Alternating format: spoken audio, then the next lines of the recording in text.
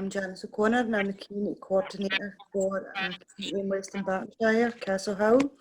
Been working there for 3.5 years, and we've got some lovely community members who are involved in the family walking group and the community events group. Guys, what inspired you to get involved in your community?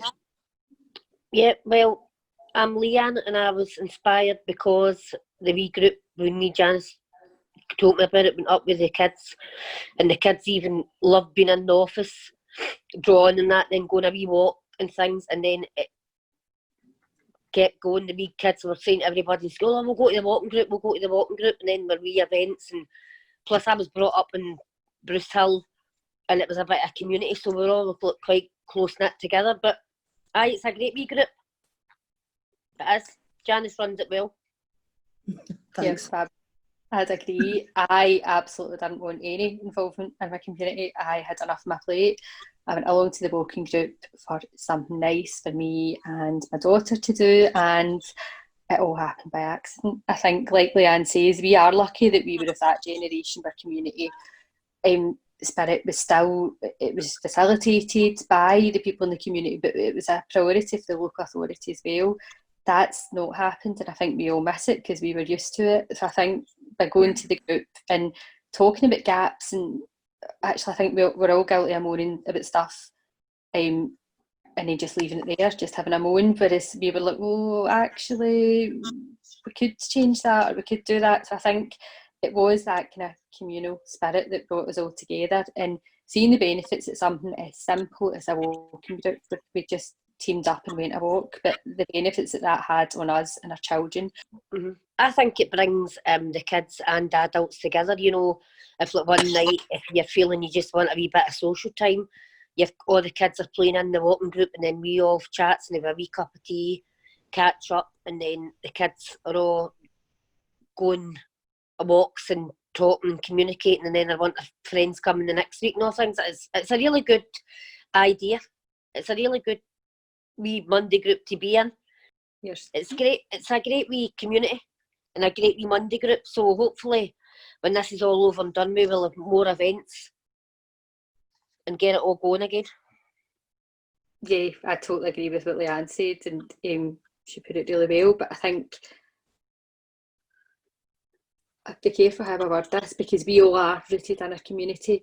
I think often what happens is people can be dropped into to deal with the ills of our community, so that have come up through a report or through research or whatever. But to us, that's just that is what we are, where we are. And although it's seen as a big target to be cured by other people, that's part of everyday life, and we understand that from the bottom up. So I think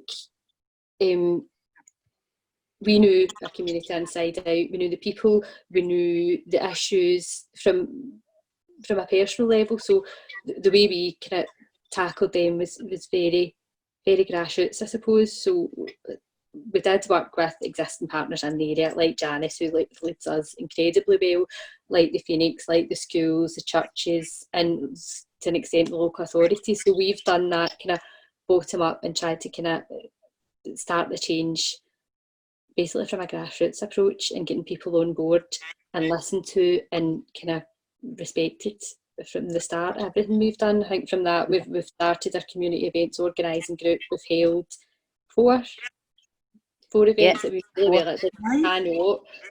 I mean, we're delighted to organise events, but then whenever we put it out on Facebook, it's like, oh my God, who's going to deal with this? Because it's huge, isn't it? Like, demand is huge, and tickets will go within hours. So that's been a success, and the nights themselves have been brilliant, and the feedback from them have been really good.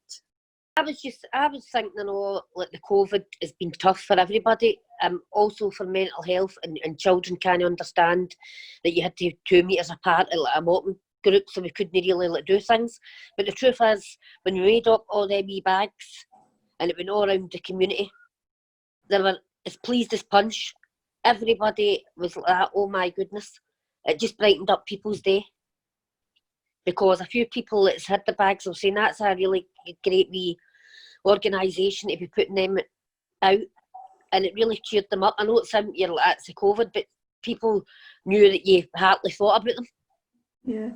I thought the wee bags was for the elderly, for their wee hot water bottle and their puzzles and their tea, their coffee, their sugar, and just things for them to do through this pandemic. But the truth is, they were actually very pleased in a wee cup with our group on it. But all these things matter to people in the community because they think, oh, this wee organisation has been right out and thought about us when some of us can't even get out. Now, there were a wee woman at 90 odds, and I put it down at her door, and her granddaughter had said to me, who the hell sings all these things? This is great. She was like, my granny was so chuffed. She was like, she never gets out, and she's sitting at the window doing her wee crossword, and she was like, it was absolutely lovely wee surprise for her. So Claire actually came up with that idea, and when the Supporting Communities Fund became available, they apply for it. So Leanne and Claire spent a couple of hours making the bags up and stuff like that. And it's been really good to see. The idea of the bags came up. It was something we were thinking about to an extent, but when COVID looked as if it was going to be huge and lockdown was looming, we were terrified about the effects that it was having on this community. We're quite an isolated community in terms of public transport, in terms of services. We've had a lot of services withdrawn. There's one shop that serves kind of our local area. Did you know that's open to kind of decent hours? So we were really worried there's not a lot of local amenities. The community centre that had started stuff, they'd stopped all direct contact work and everything was done digitally. We're a very impoverished community as well, so we knew that there was that digital kind of discrimination. Literacy and numeracy levels are really poor amongst adults too, so when all interactions are done online, you're relying on having computer literacy and kind of reading and writing skills. Prospects were terrifying in so many ways for so we knew that there was going to be big a lot of really hard times ahead on top of all the additional issues that are faced daily. So COVID it's been huge for our community, and a lot of it's been harder to access services, activities, really anything. It's just then, as Leanne says, all the mental health stuff as well, where mental health's huge anyway, but when you throw in additional worries and fears and hardships to people that already struggle, I'm sure it's pushed families to breaking point and beyond. All down and planning more events and getting more people involved in the group. And getting it back up and running, and if we do's and all that going on, because I think that would put people's spirits up a wee bit, the kids especially, when the schools and all that get back. Try and plan. We'll probably have a good Christmas event this year. No, I think probably need to do. They'll be inundated with people want to do stuff. But I think just now it's looking at realistically what we can deliver. Can we start? We probably couldn't have a family night like Leanne says until Christmas, but what can we do in the meantime? Well, we can have maybe outdoor things, and we're social distancing probably is a wee bit more possible. So it's about looking what we can do realistically, and I think just now people have just got that hunger for companionship and for purpose. So again, it would be good if we could kind of ribbed out with waterproofs and wellies and stuff like that, so that it could be all weather, because judging is horrendous down here. So yeah, it's looking at realistically what we can start, because I think we need to think about our own safety as well. Making sure that obviously we are equipped and set up and ready to go, so that families have got that confidence in what we're doing, so that's maybe alleviating any worries about kind of COVID and stuff like that. And again, it's making sure that we're equipped for that. Maybe we've had a wee bit of, I don't know, training and risk assessing from a COVID point of view, and what PPE would be sufficient and stuff like that.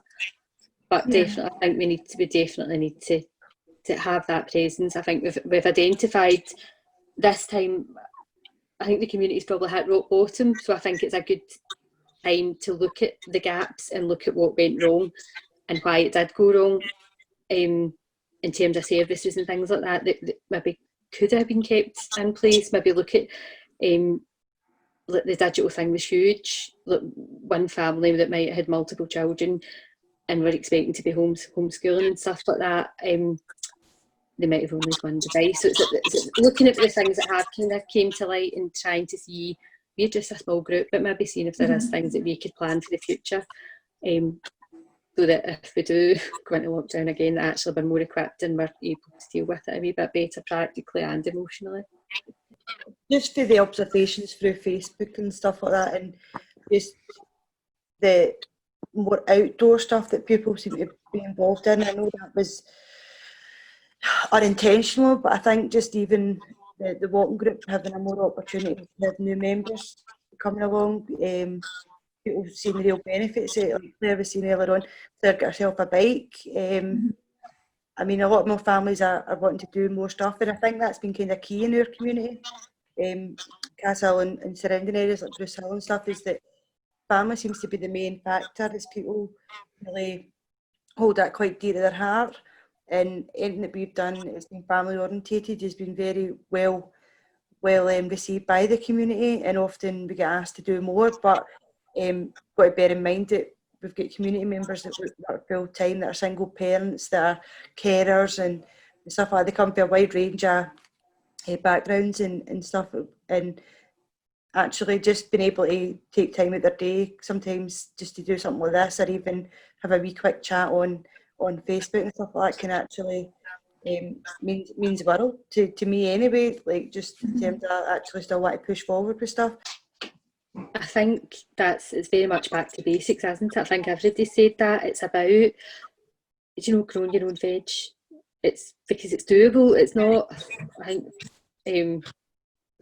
think sometimes that stuff can be too dismissive and too out of our reach. Like, do you know what I mean? I would grow a potato, but realistically, am I going to utilise a herb garden? Probably not, because I probably use basil 3 times a year. And I think it's having ideas like that will fit into our community. So I think it is making the most of what we've got, and actually seeing what's on our doorstep.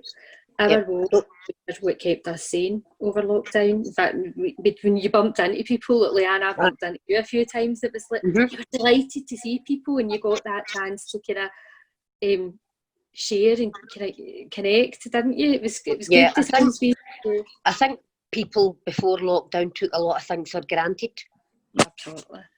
Right, so now it's like everybody values everybody's friendship, and you value your family and that more, because you can't take things for granted because you don't know what's... Well, thanks Leanne and Claire for taking time out today to have a wee chat with us and tell us all the great stuff you've been doing in Castlehill and surrounding areas, and I look forward to seeing you soon.